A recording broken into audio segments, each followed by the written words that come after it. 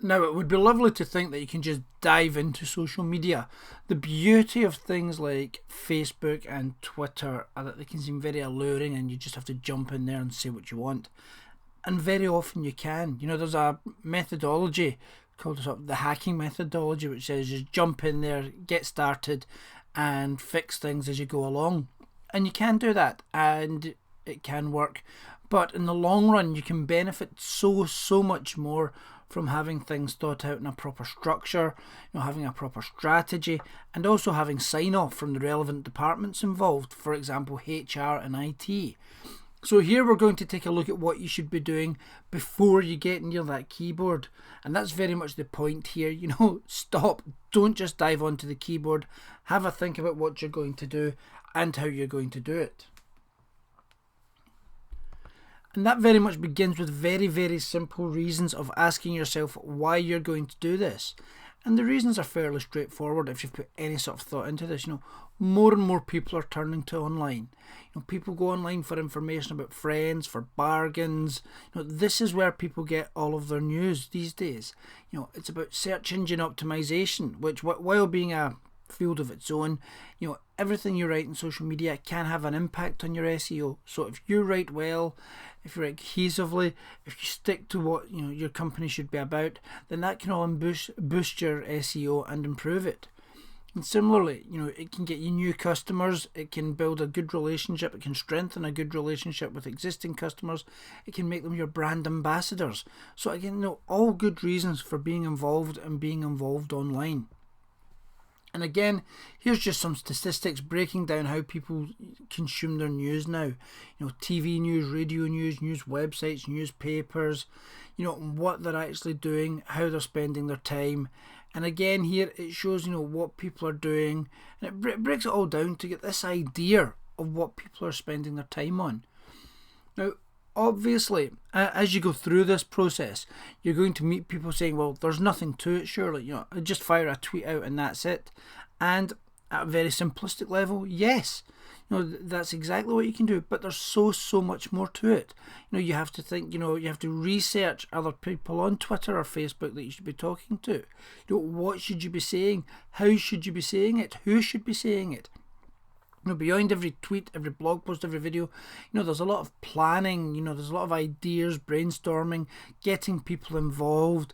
As this slide shows, what you see in a tweet may have a lot of activity behind it that you're not aware of.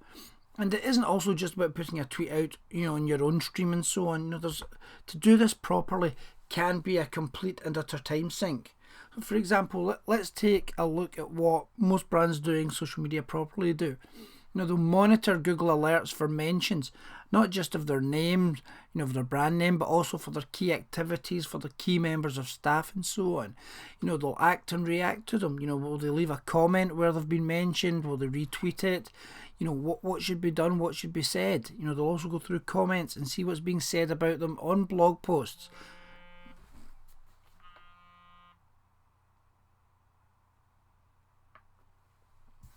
And they'll take it from there. So again, it's one of these things that you just have to sit and go, right, we've got the Google alerts, what are we going to do with them? Are we just going to ignore them? We're just going to mark them? Or are we going to engage with people that are talking about it? And from there, you also have to think about, okay, that's Google alerts, but if we're going to do social media, we need to be providing content. Do we have enough content for Twitter, for YouTube, for podcasts, for a blog, for Facebook, for LinkedIn? Even if we're just going to use one or two pieces of content for all these platforms, have we got enough so that what appears on Twitter is enhanced by being on Facebook? Can we add a picture to it on Facebook? Can we go into more detail on Facebook? So all of this content, you have to think of where it's going to come from. And then, are you going to seed that content elsewhere? Are you going to mention it in other blogs? Are you going to mention other LinkedIn groups, on other Facebook pages? Have other people tweet about it for you? You can't just go, oh, it's up and leave it there. You have to seed it everywhere to try and get the best return on it. You then can sit and go, right, okay, that blog we did last week, is there anyone mentioning something relevant now that we can go and seed that content again? Good evergreen content can be used time and time again. And then obviously there's also an issue of monitoring. If you're engaging with all these people, just as you monitor your Google alerts, you have to monitor to see what people are saying on Twitter, on Facebook, on blogs, on LinkedIn, and then engage again, whether it be to correct them or to add to what they're saying. You don't just leave people's comments out there or people's reactions out there like a vacuum. And it's also not just about engaging on your own sites about your own copy and your own content. You can go into off-brand sites, go into other blogs, Twitter users, forums, YouTube groups, Facebook groups, Foursquare pages, LinkedIn and Google Plus, and see what other people are talking about. That doesn't mean, for example, if you're a whiskey brand, you suddenly talk about sewing, but you go and see what the whiskey bloggers are talking about the days that they're not talking about you. You leave comments, you retweet their material. So it's this idea of just being engaged and being involved, and you don't just turn up and ask for coverage or expect them to give you coverage when it suits you. It's about building a deeper relationship than that. Now obviously SEO has been mentioned, and as I said, it's a very specialist field, but some basic tips and advice don't do anyone any harm. Everything you do online is about being found, is about being discussed, and all of that can help your SEO, your search engine optimization, driving the traffic to where you want it to go for either your brand name or for keywords.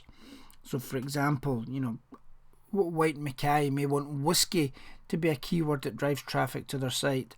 Brewdog may want beer to be a word that drives traffic to their site. Quality Illustrator may be something that the likes of Joanna Basford wants to drive to her site.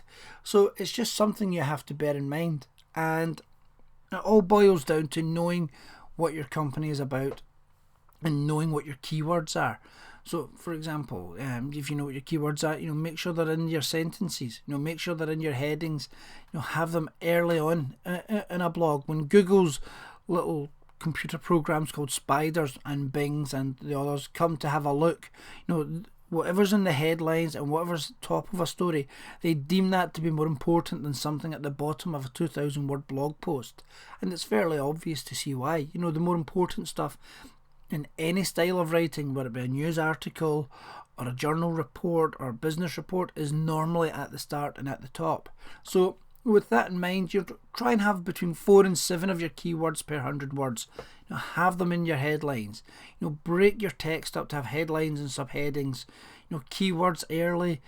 Also, this doesn't just apply to the text on your page. Your website name is important.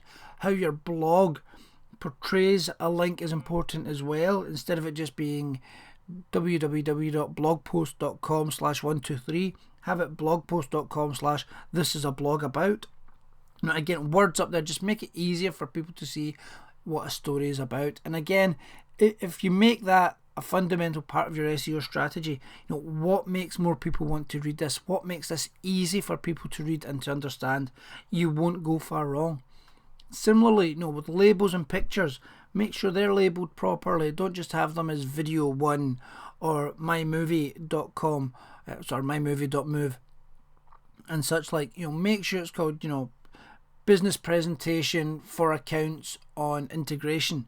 Whatever the actual relevance is. Don't just have pictures as pic123.jpg. Say who's in it or say what the picture is about. Again, all of this can have an impact on your SEO in the long run. And again, when you're linking and have URLs, make sure that there's keywords there. Don't just have click here or click this. If possible, make it a bit more of an engaging sentence structure. So some more fairly basic tips. You have a sitemap. Google loves it when people have sitemaps, and most companies now provide them as standard, so that's not a hardship. Don't use Flash, which may sound like a bit of a contradiction because lots of sites run Flash, but if you're on Flash, then you can't be viewed on a lot of mobile devices, whether it be tabloids or phones.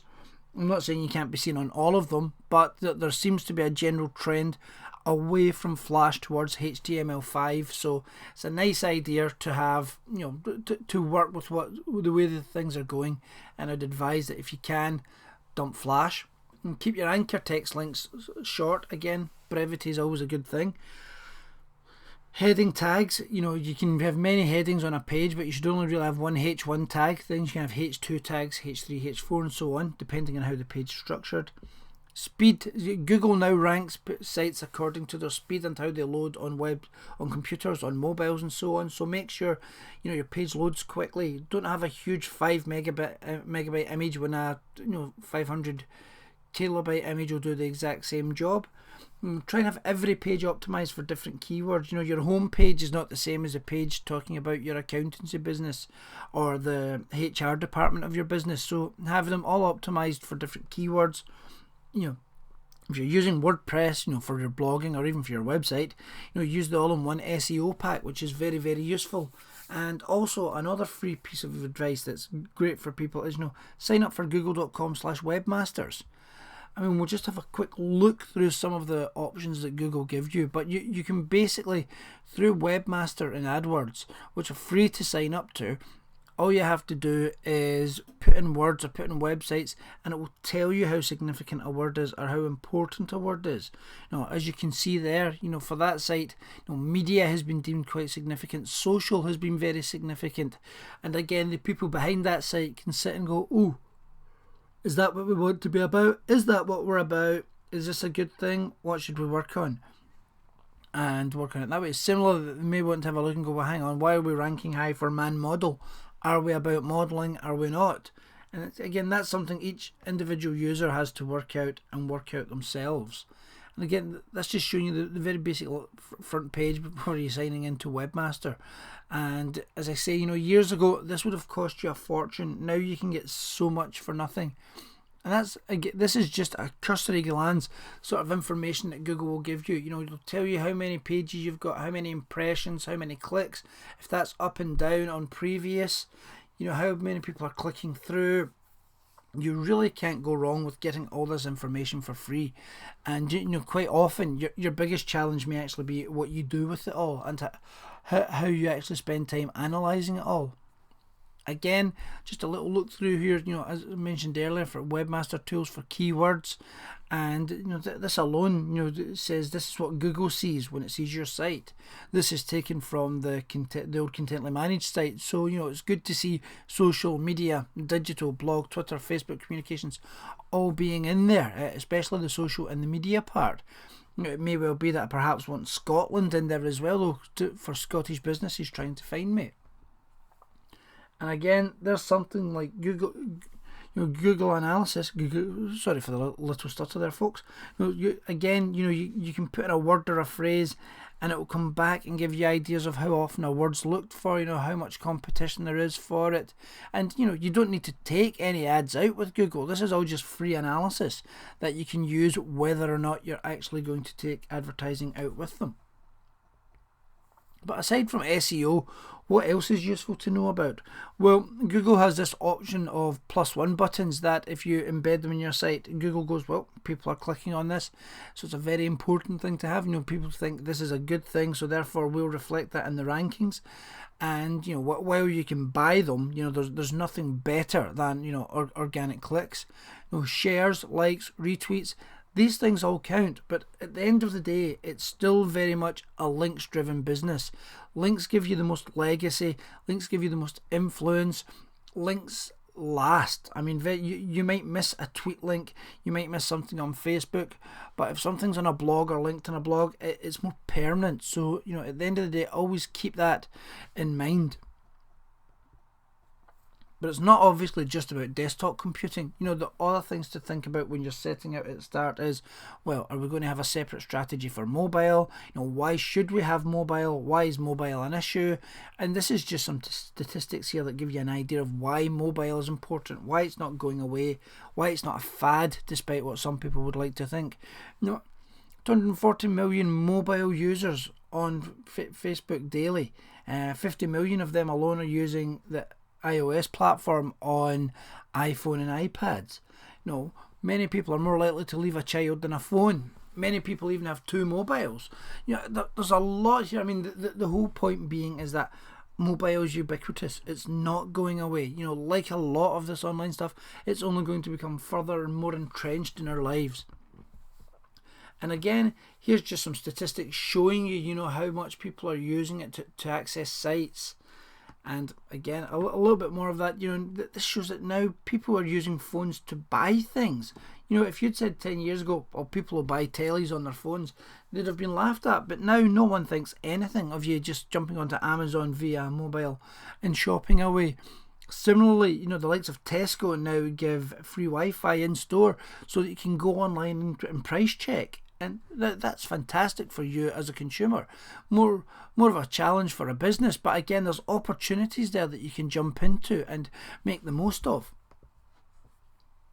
Now, a strategy, obviously, for something that's ever changing like social media, can be a constant whirlpool. You know, is this graphic alone shows, you know, you've got to prioritise objectives, you know, establish government, define activities, develop capabilities, measure and refine, engage in conversation and listen, and that goes both ways. You know, these things all feed into each other for how it's going to work and how you're going to do it, and it's a never-ending circle. But one thing that you may want to consider when you're starting is how you want to use this. And there's very much two schools of thought on this one. You know, you can be a social business where social becomes a strong part of all your activities. You know, it's not just PR or marketing, it's about customer support, it's about sales, it's having people at the chief exec level perhaps even engaging with it. So there's a lot there, you know, a lot of people involved, a lot of time and a lot of effort.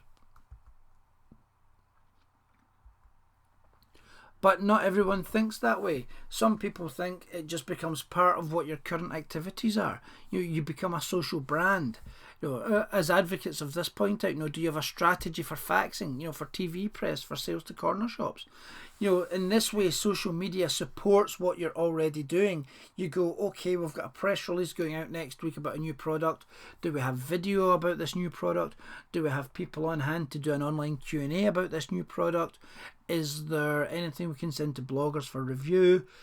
You know, do we have anything in place to see what people are saying online about it? There's, you know, it's more of an activity for dealing. You know, it can still be as proactive as, you know, being a social business, but it's just a slightly different emphasis. This involves far less restructure, reorganization, and perhaps, you know, for many as a starting point, is less hassle as well as you try to prove the value of social media to a business or organization.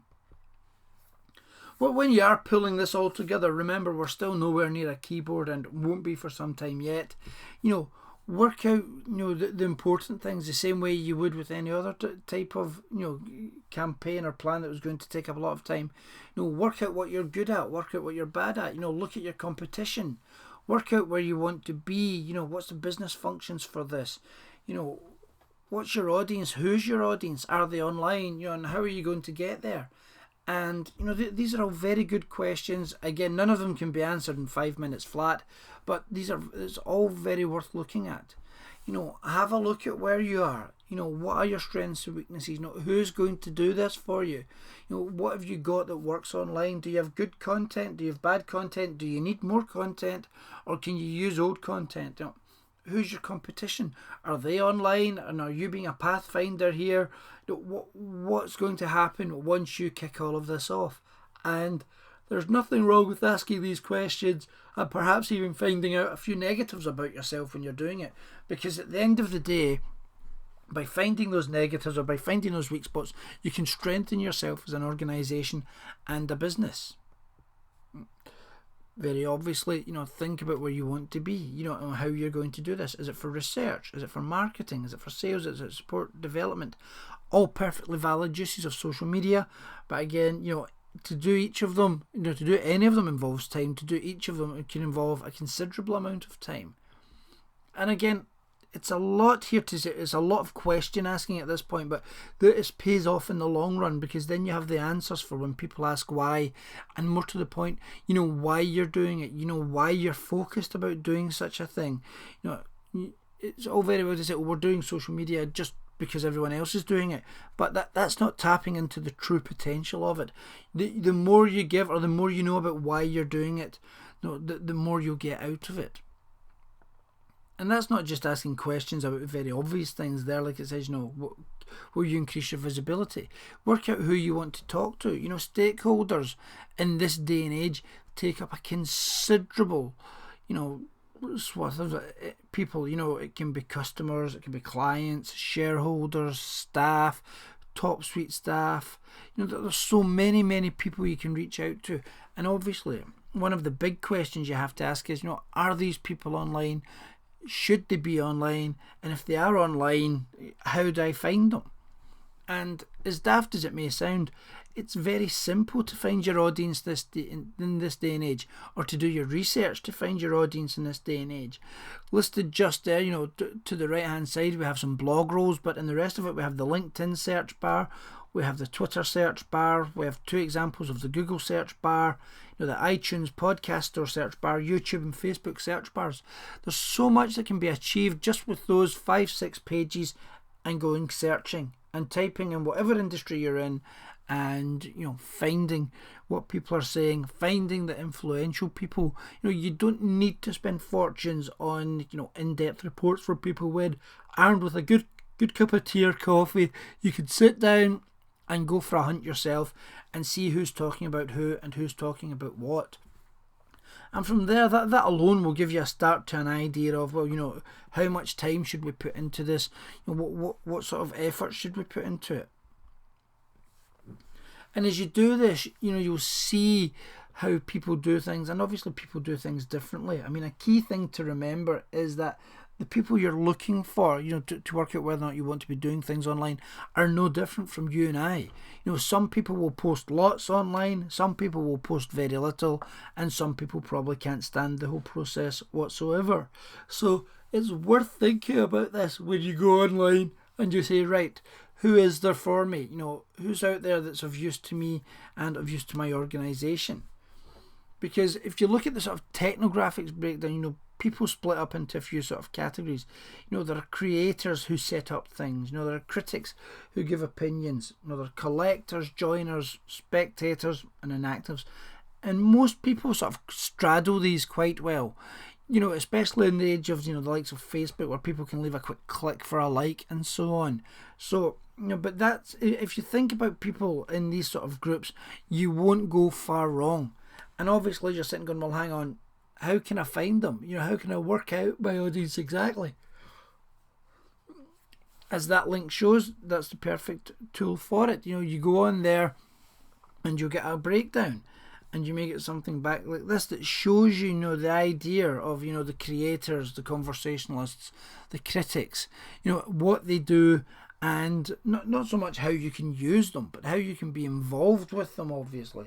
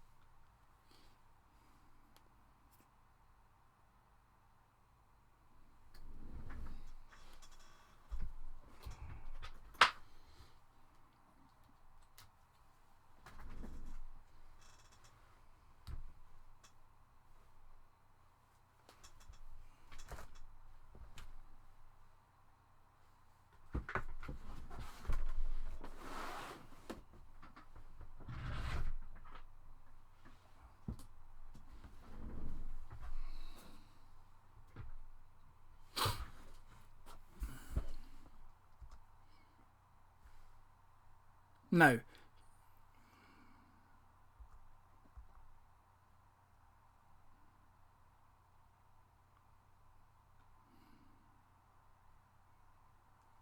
something else to consider. It's recording or not?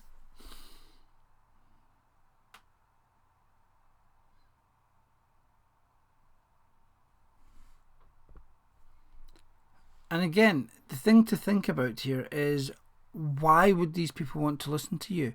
What's the challenges? What do your competitors say to them? Are they saying anything to them? How can you reach out to them?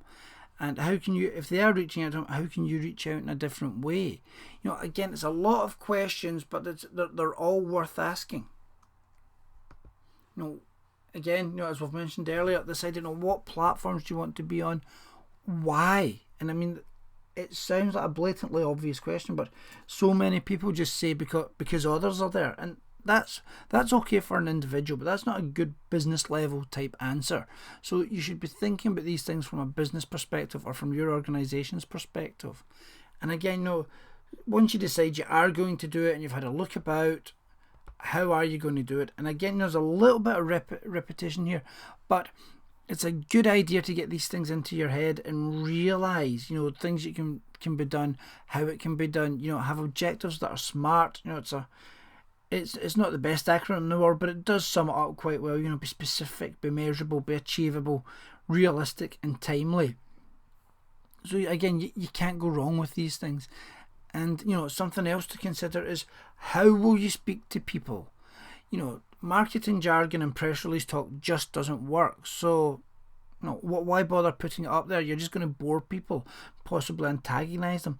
Remember, you're talking to human beings, so act like a human being. Just don't be overly pally. There's no need to have stuff like mate, or even worse, start calling people mucker. But you can be nice, you can be polite, you can be friendly without being too overly familiar. There's absolutely nothing wrong with that at all. And as you're getting there, as you're pulling it all together, you might think, well, we've not done a lot here, but by asking yourself all these questions, you're suddenly getting a really, really good idea of how it works. You know what you want to do. You've perhaps now got an idea of what platforms you want to go on to, and you might even be starting to think, right, well, what people are going to be doing it in-house, what time will we be spending on it, and these are all key things before you get anywhere near that keyboard. And it's handy just to even know, as daft as it may sound, key phrases. I mean, objective, goals, strategies, tactics, targets. You would be surprised how often these phrases are just fired about without any real understanding of them. It's the same way with the idea of return on investment, which we'll come back to shortly. But know what you want, and again, know the jargon for achieving that, because then at least if everyone's on the same page from the starting point, it makes it more, not necessarily more easy, but it makes it a lot simpler to try and achieve a win. But sticking with the idea of how are we going to do it for a second, this graphic shows examples of how it's done. And you'll be able to spot there that two methods are far more popular than the rest. That's the ones in the middle, the centralized and the hub and spoke sort of techniques. Now, the decentralized means fairly simply that people are just doing social media. There's no join up, there's no coordination, it's just done.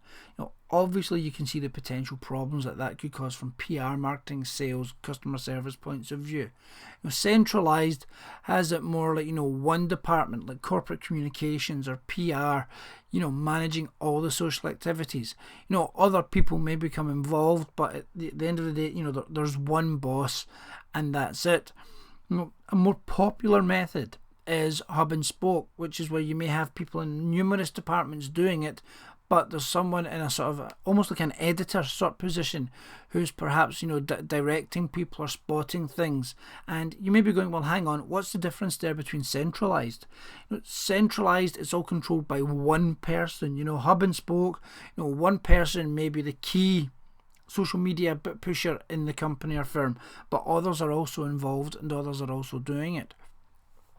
Multiple hub and spoke is when you start to get really clever, really smart. A lot of organisation involved in pulling that one off correctly, because there's so many people involved, and that's when you could have a large firm and perhaps there's one key team in the middle or one key person in the middle, but you've perhaps got your North American branch doing some stuff and your Chinese branch doing other stuff, but they're pretty much doing it independently, only coming back to the main hub as and when needed.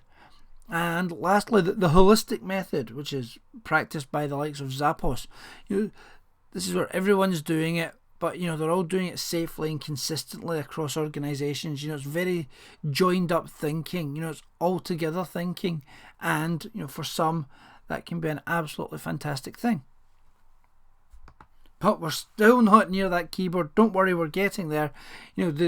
You obviously sit and go, right, come on, we're pulling this together. We want to be doing some activity now. Let's get there. And we're getting there. We are. But before you get there, there's still some people you've got to talk to. Because by now you've sat and went, right, this is what we want to do. This is where we want to be. This is why we want to be there. And it's now time to start making allies in the likes of HT and IR. No, it would perhaps be IT and HR. So, again, some more questions that you just have to ask yourself. Have IT signed off on sites being accessed? Have IT tested and approved the social media tools you want to use? Even something as simple as Hootsuite or YouTube can cause issues. So, you have to think about that. Work with HR to create a policy for all staff for usage. It gives you some legal cover. It can give staff reassurance about what they can and can't do online. You can specify the bandwidth or platforms that people can use. Can people use the Facebook on their own mobile phone when they're at work? If not, why not? If so, can they use it all day long? Can they only use it at their lunch breaks? You have to specify these things so that people know what they can and cannot do. And again, never say that someone has a right, because that way can lead to HR and legal minefields, but acknowledge that people may have issues or concerns. And if you're wanting examples of policies of others, that link at the bottom is, very, very useful. That has over 100 examples from other companies across the globe. And another good reason, policy, just to reiterate this, 15 years ago, people would have laughed if you said there was a policy for email, but now there is, and it's no different for social media. The 1 in 2 people in the UK are on Facebook, and you can bet at some point their work will come up in conversation. So you want to be asking about that. You want to be saying, look, if someone talks to you about work or you want to talk about work, here's some frameworks, here's some guidelines. And, for all the reasons there, it just helps, to tick all these boxes. Because when you do it wrong, or if you don't do it properly, you can have examples like this, where a daughter who worked for the Jamaican Tourist Board criticised her father's killers, rightly so, on Facebook. But the problem being was that the father was killed in Jamaica, and her employers, the Jamaican Tourist Board, suspended her. Now, you have to think that there has to be some coming and going there, a bit of to and fro, because she's obviously very upset with what's happened there. But at the same time, should she be online criticising when it's her employers?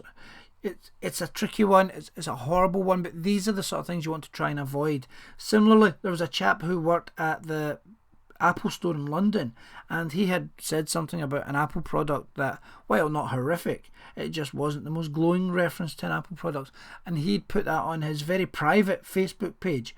Now, no one at the store saw it until a friend of his, or some friend, as you maybe think, some friend of his showed it to the store manager. And the store manager then sacked the guy who wrote it on his private Facebook page, because the policy in his contract said you can't talk about Apple privately, or you can't be negative about Apple privately. So off he went. But again, this sort of thing, where you stand with that. So if you provide guidelines, it can be 1 page long, it can be 100 pages long, but I would err towards the 1 page version. You can set examples for people to show them, to give them ideas of what is fair play and what isn't, what will keep them in a job and what would cause them to lose their job. Because while you want to be cautious about what people are saying about you online, or you want to be protective about what people are saying online, at the same time you don't want people terrified to be talking about their work online, because at the end of the day, if you've got 500 employees, if they're all online saying your company's great or your product's fantastic, that's 500 brand ambassadors reaching out to their network. So that's 500 networks they're reaching out to, and those people again can reach out to others.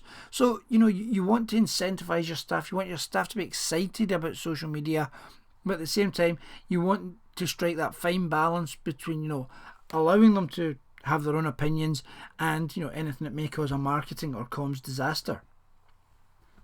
And obviously none of this is set in stone. as time goes on, measure things, change things, revise things, to work for yourself. The days of going, right, this is the plan for this year and we'll stick to it regardless of what anything are long out the window. You can launch a campaign on a Monday. If you don't think it's working that well, you can revamp it on the Tuesday. There's absolutely nothing wrong with that. But one thing to do bear in mind is that if you are measuring, whether it even just be mentions online or number of tweets, if you're not even being as fancy as doing something about ROI, just make sure you've got time to act on things, or you're measuring enough to get the information that you want. Or having said that, alternatively, you can go and get others to do it for you. That's a list of some of the best companies out there that provide monitoring options. It's not comprehensive by any stretch of the imagination, but the like Google Alerts, most people have heard of, Radiant 6 and so on, are well-known brands. So there's a lot there you can look and go, oh, this is what they do, but this is the downsides. And again, it would be very simple to sit here and just go, oh, go with these guys and that's it. But not everything works for everybody. So go to these companies, have a look at their tools, see what works for you. If none of them work, see what else there is out there, because there's always new measurement tools being invented and being brought onto the mainstream. But obviously, at the end of the day, this is about keeping your business. This is about keeping your business going, promoting your business, growing your business, and to that end, you need return on investment. And there's lots of nonsense, quite frankly, put about this online. People say, oh, you can't get an ROI on this, you can't measure this, you can't measure that. You can. There's a lot of things you can do online, just even away from ROI to see what's working. But at the same time, if you can provide a cost to this, or even better, a profit to this, that's going to put you in a good light. If you can turn around to your boss and say, listen, we brought someone in to do social media, it's cost £10,000, it's cost £20,000, it's cost £50,000, but they have brought in, we can track to a fact that they have brought in about £80,000 worth of business to this company. That person's in a very safe place because they can justify what they've done. And if the company still gets rid of them, they can go elsewhere and go, I was in a salary of this, I brought in 5 times my salary, and there's the proof. You can't go wrong with that at all. And people say, oh, it's about measuring engagement and so on. Yeah, that's very nice if you want to measure engagement, but bank managers don't pay mortgages on the number of Facebook likes you've got. But that's not to say that this isn't a contentious area. Some people say that it can be measured. If there's less calls to your phone helplines, you don't need as many call centre staff. If people are clicking on buy links, do you need to be selling elsewhere as well? There are ways and means of measuring and ways and means of thinking things through. Others say no, you can't do it. It's about different things. It's about marketing and PR, and people might not want it. What you're selling right away. Is there an ROI on your telephone? Is there an ROI on your granny, your front door receptionist? The argument gets thrown out there quite a lot. Social media is not just about chasing the bottom line. It's just about providing good customer service, or customer entertainment, or customer information. And it's a debate that will run and run and run. But to close the point, if you can provide an ROI, then go for it. It may take a wee bit of work, but if you can, go for it, because at the end of the day, especially in recessions, if you can make a financial case for something, it's more likely to survive the tides than something that can't make a financial case for itself. Now, we're just limbering these fingers up now to get onto the keyboard. So, just to go back what we've been talking about here, have you identified, the relevant or potential online audiences for engagement? Do you know what the competitor's up to? Have you policies for listening to what people are saying? Is a crisis comms plan updated for this sort of thing so that when people are online and are negative about your brands, you're able to respond? What tools are going to be used? Who's going to do it? Have you set timetables for success? How's it going to be done? Have you defined what that success is going to be? Have you revisited all of this to make sure it's as up to date as possible? And have you listened not only to people externally, but also those internally to see what can be done for you? If you go through this process And it's one of those things that could take a day, it could take a month, depending on the size of your organisation. You're in a very, very good and strong position when it actually comes to breaking down and using the tools of social media for engagement.